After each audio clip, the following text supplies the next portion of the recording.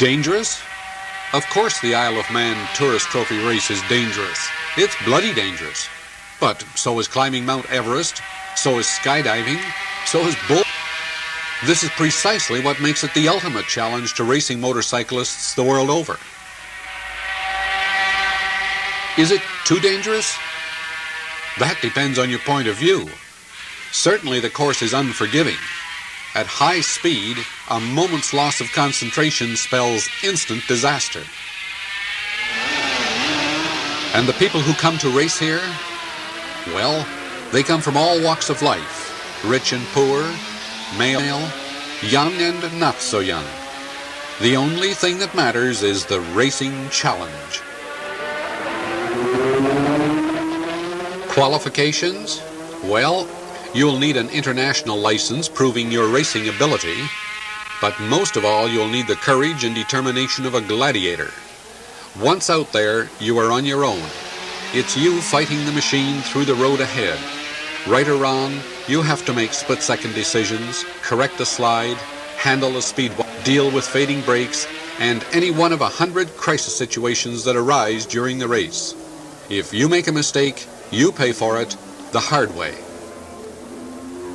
But if you do no more than knock a few seconds off your best lap time, get round a difficult corner just a hairline faster, or finish one place higher than last year, then you feel elated. One such enthusiast is Jack Hyam from Liverpool. The year is 1975. Jack will ride in the long-distance race for production machines with his partner Harvey Porter from Birmingham. Racing is rarely an individual effort. Wives, sweethearts, neighbors, and friends are recruited to help riders through the long hours of race preparation. You don't get much rest or sleep with 2 practice periods every day, 5 to 7:30 in the evening and 4:30 to 7 a.m. Jack's skill and knowledge of the course have won him a sponsor. He is Chris Hall of Tom Hall's Motorcycles. They supply the machine, transportation, and a certain amount of expense money. And what do they get in return? Frustration, worry, loss of sleep, a hole in their bank account, and probably stomach ulcers. But they also get tremendous satisfaction from helping a young, talented rider climb the ladder of success. And that's what racing is all about. Teamwork.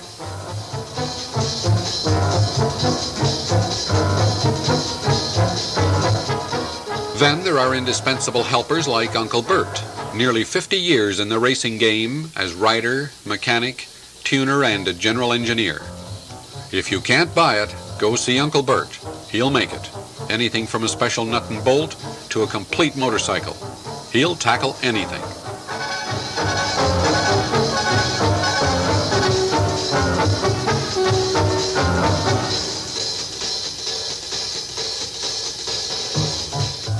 For their own safety as well as that of other riders, each entrant must have his machine checked. The people who perform this task, along with all other race officials, receive no pay for their long hours of work.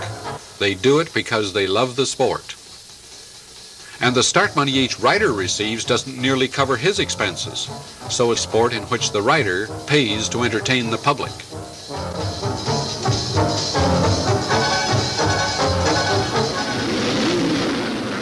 The final adjustments to each machine take place in the warm-up area.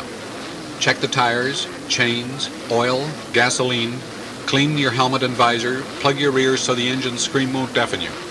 Make sure you have a couple of cigarettes and a book of matches in your leathers in case of a breakdown. The same in every camp.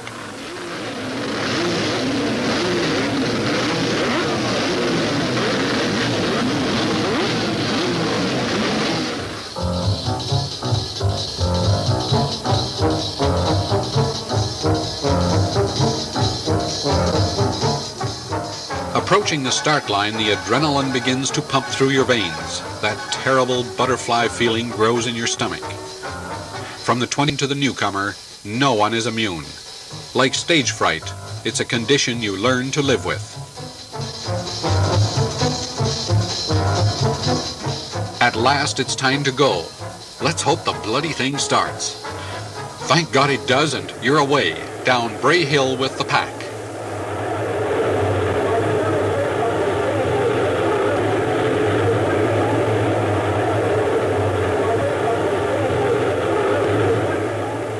Jack's partner Harvey gets a good start. By Braddon Bridge, he's out in front while the rest of the pack are getting themselves sorted out and settled down for a good hard ride.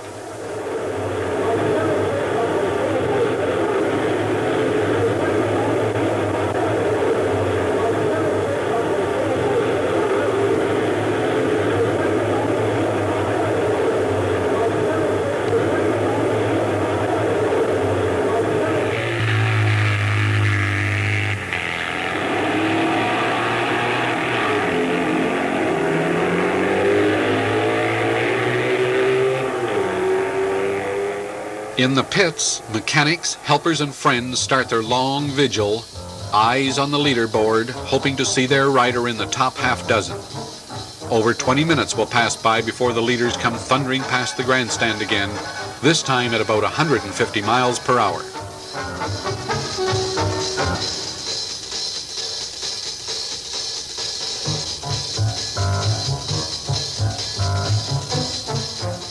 For wives and girlfriends, it's a time of worry and anxiety.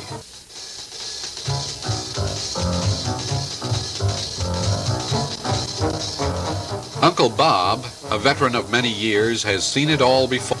He rode in the 1928 race and has never missed a meeting since. That kind of enthusiasm is common in the Isle of Man.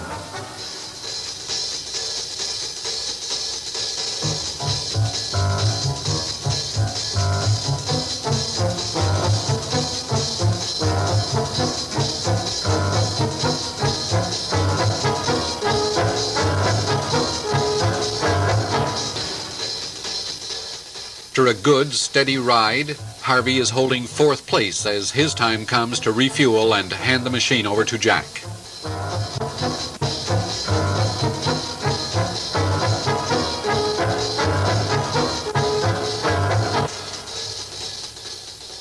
Jack, the faster rider of the two, expects to improve their position. But then the problems start. For some reason, the engine is losing power. This continues for 2 laps until Jack, still fighting the bike round every inch, discovers that the gasoline tap has vibrated half closed, cutting down his fuel supply. Now, of course, it's too late to catch the leaders.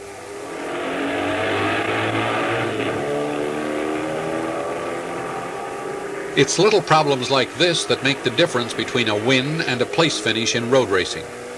Still, 10th place is pretty damn good considering the fierce opposition and the problems encountered. Chris, Uncle Bert, wives, girl, and everyone else connected with this team effort are glad to see Jack home safe and sound. So what happens now? Well, they start preparation all over again, ready for another attempt next year.